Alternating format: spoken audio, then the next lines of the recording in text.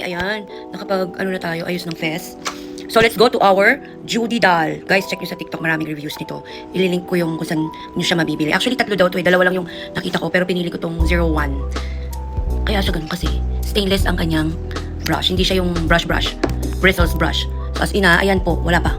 Ganyan siya. Kaikli. Ganyan kanipis at kaikli ang pilikpat ako. So, i-curlash muna natin. Guys, sobrang tipid nito. Matipid siya. 2 coat lang siya sa akin. Okay na. Pero hindi ko kasi nakuha ng ano eh. Ayan ha. Sana naman makontento kayo siya. Isang dip lang siya. Waterproof. Waterproof to. Maghapon. More than 12 hours siyang naka, sa pilikmat ako nun.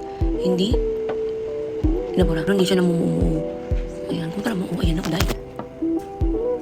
Kumpara mo dito. Walang-wala. Matigas kasi itong aking ano eh. Buhok. Matigas din ang ulo. Isang dip pa lang to ha.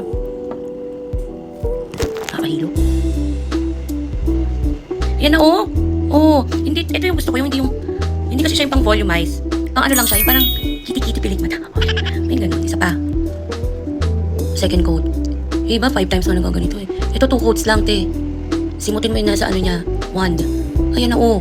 Hoy, dry nagkapilang. Di ba? Tapos hindi pa siya makalat. Yung tipong pa sweet pilik mata lang. Hindi to yung pilik matang panggagambat eh. Oh.